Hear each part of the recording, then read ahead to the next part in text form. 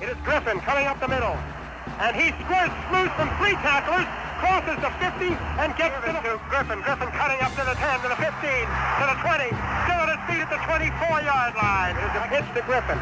And Griffin gets the first down at the 30, the 35, the 40, 45, 50. Griffin coming up the middle, 25, 20, 15, 10, 5, touchdown! And they're mobbing Griffin. His electrifying style propelled the Buckeyes to unprecedented heights and engraved his name into the annals of college football immortality. The 18-year-old freshman opened with 5 yards off tackle. 5 more brought the Buckeyes a first down and an infectious new spirit. One carry followed another, and soon the yards were coming in bigger and bigger chunks. I remember just yelling to Archie, run like you never run before. And the offensive line did a tremendous job. They opened up the holes, and I was able to find those gaps. Ended up rushing for 239 yards that game. Griffin's performance set a new Ohio State single-game rushing record and marked the dawn of a new era in Buckeye football. And I knew at that point, immediately, that we were going to win a lot of football games at Ohio State because of leadership and character like Archie Griffin had. Archie Griffin's record-setting debut immediately established him as one of college football's brightest young stars. But Griffin's exploits were as unexpected as they were exciting, even to Archie. Griffin went on to rush for 867 yards, a new freshman record. It was an unlikely success for a player many experts thought too small for stardom.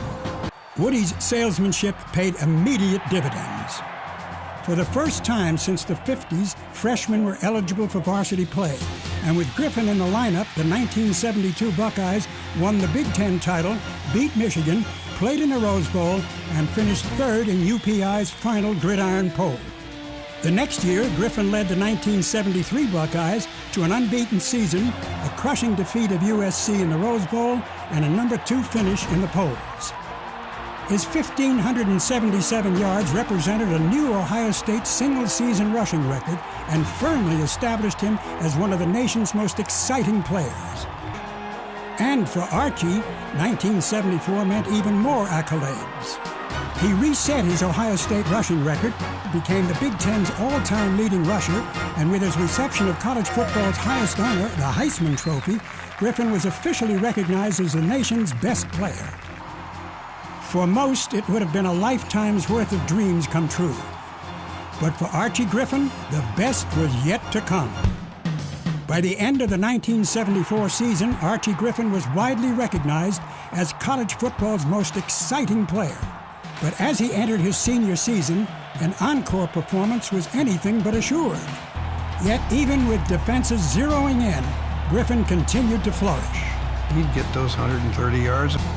In fact, his growing streak of 100-yard games were often the only source of drama during the Buckeyes' frequent blowout wins. And they now know he has the 100, and listen to the Buckeye stands, Joe.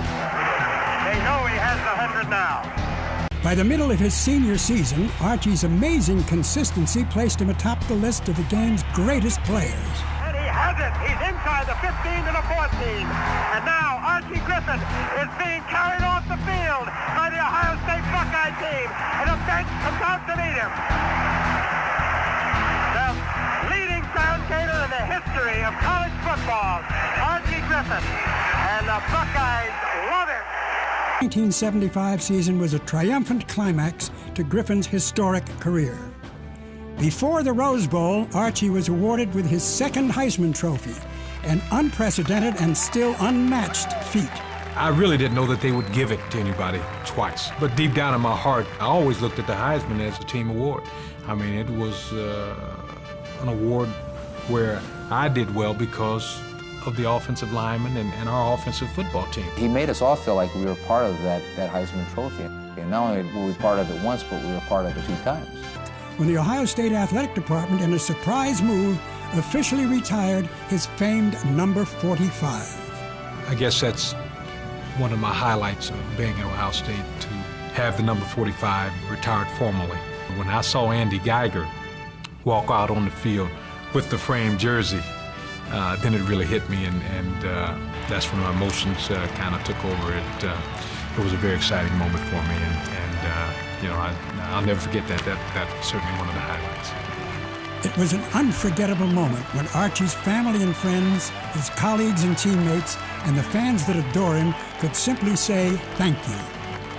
He personifies what we want to see at Ohio State in terms of excellence, a standard of generosity, a standard of openness, a willingness to share, a selflessness, and fame, all wrapped into one human being in a rather unique and very, very special way. You know, he's just one of those guys that come along once in a lifetime. And, you know, for people that don't know Archie Griffin, you know, you're missing out because he's a great, great guy and a great human being. He is held in such high regard and high esteem by everybody that he's ever come in contact with. He's my brother, and I love him to death, not only as a football player, but as a brother. I truly, truly have a great deal of love and admiration for him. He's a 10. For all of Archie Griffin's success on the football field, it stands as a testament that those closest to him remember him most for his generous nature, a desire to share his success with those around him. Perhaps Woody Hayes summed it up best. When asked about Griffin, Hayes responded, "Hey, he's the best player I've ever coached, and even a better person